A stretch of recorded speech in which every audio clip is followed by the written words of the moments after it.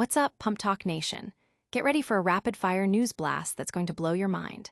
We're kicking things off with a devastating update out of East Vancouver, where a brutal triple stabbing has left the community reeling. We've got the latest on the lone survivor, Jinfeng Guan, who sadly passed away in hospital following the tragic deaths of Jianghui Deng and Chengxiu Yin. The suspect, Viet Quy John Ly, is facing serious charges, but the investigation is far from over. This is a developing story you need to follow. Next up, we're heading to Killeen, Texas, for a story that will warm your heart. 9-year-old Charles Duplitchan, a courageous cancer survivor, got the hero's welcome he truly deserves. After months of battling the disease, the Killeen Fire Department and police lined his street to celebrate his victory. Organized by the Warrior to Warrior Patch program, this homecoming was a powerful testament to community spirit and resilience. Get ready for some serious feel-good vibes. Then, we're crossing the border to Ciudad Juarez, Mexico, to explore the legendary Kentucky Club. This iconic bar, possibly the birthplace of the Margarita, is the last survivor of a bygone era of legendary border watering holes. Facing challenges from changing times and even a pandemic, the Kentucky Club is fighting to keep its doors open and its history alive. We'll dive into its rich past and what makes this place so special. And finally, we're bringing you a powerful call for justice. A group of Jeffrey Epstein survivors is urging the GOP Women's Caucus to support the release of remaining Epstein files. In a heartfelt letter, they implore lawmakers to stand up against abuse of power and demand transparency. These survivors are fighting for truth and accountability, and their voices deserve to be heard. Don't go anywhere.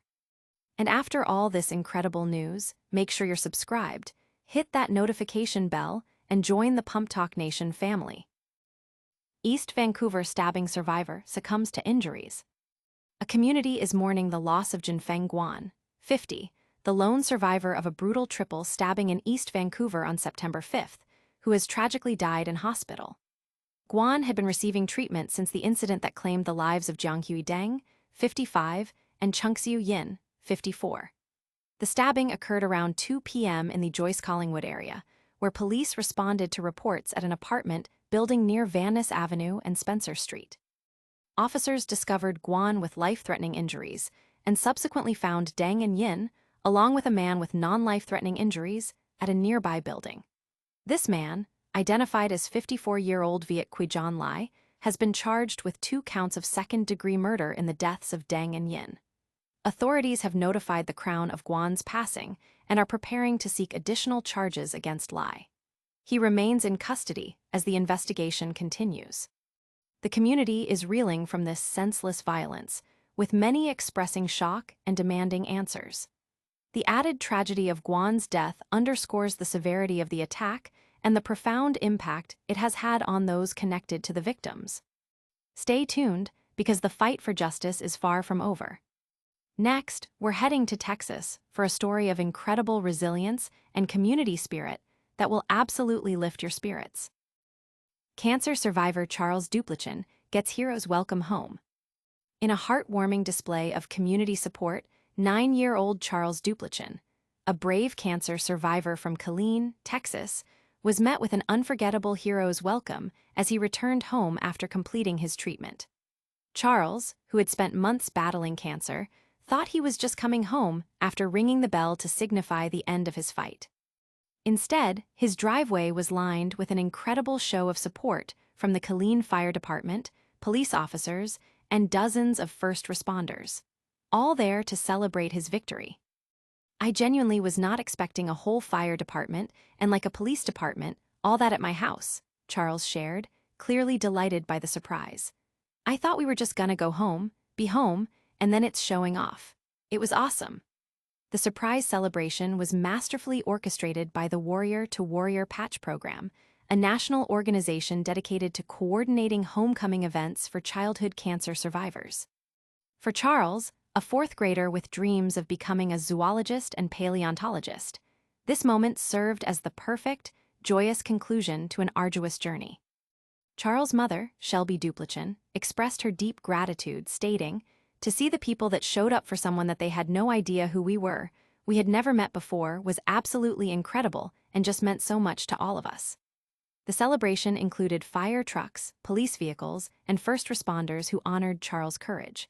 He had the chance to receive police badges, ring the bell on a fire truck, and high-five every single responder present.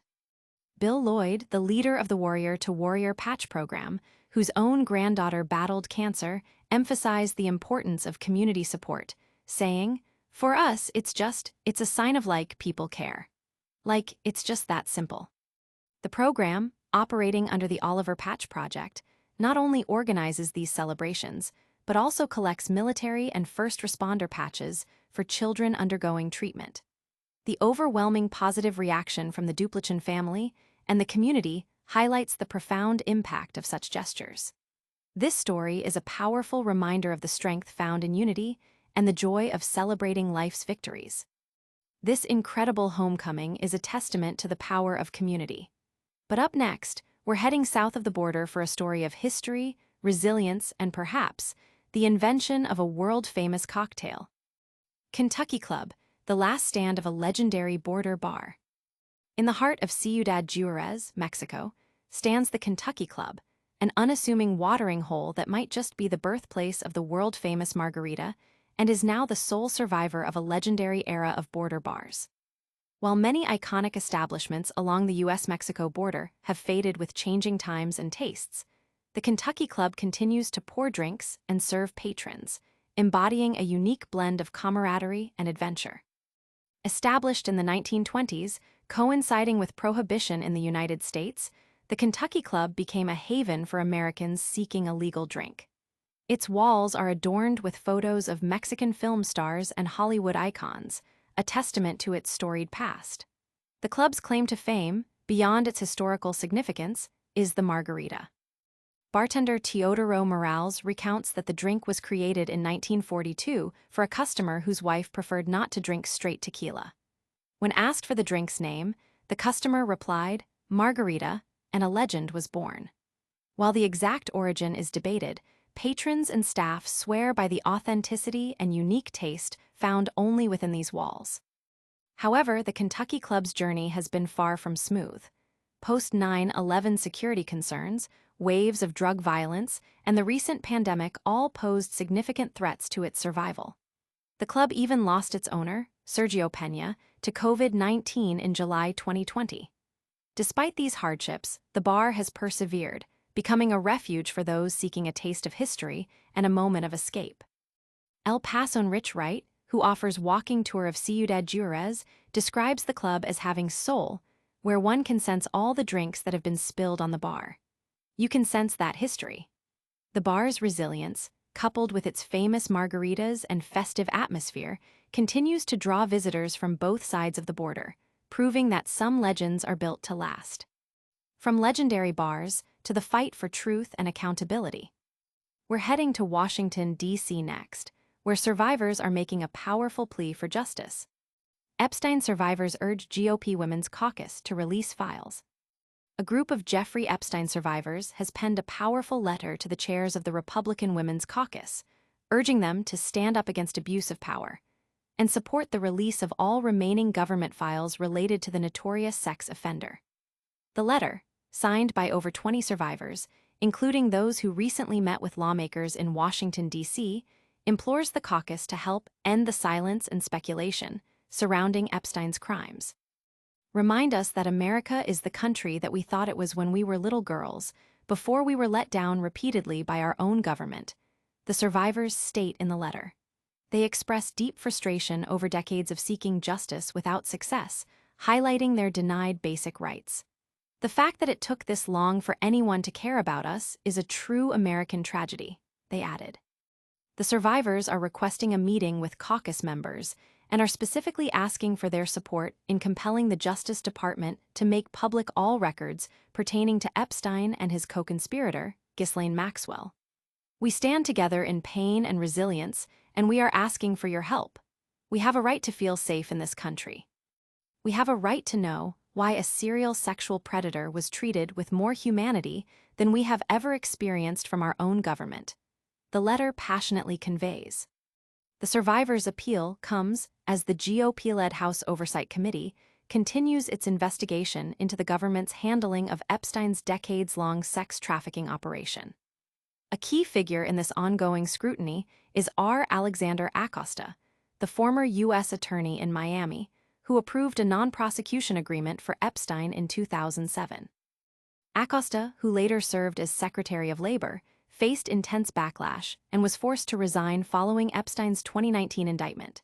He has defended the 2007 deal, stating its goal was to ensure Epstein's incarceration, registration as a sex offender, and protection of the public.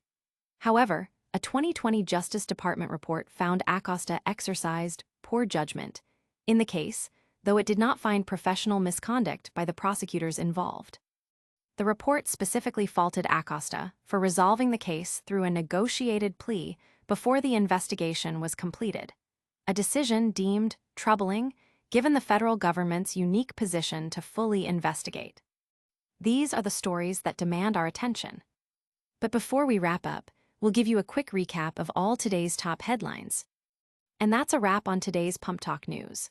We covered the tragic triple stabbing in East Vancouver, the inspiring homecoming for cancer survivor Charles Duplitchan in Killeen, the enduring legacy of the Kentucky Club in Ciudad Juarez, and the powerful plea from Epstein survivors for justice. Don't forget to like this video, subscribe to PumpTalk News for more hard-hitting updates, and ring that notification bell so you're always in the know. Follow us on all our social media platforms for more exclusive content. We'll see you next time.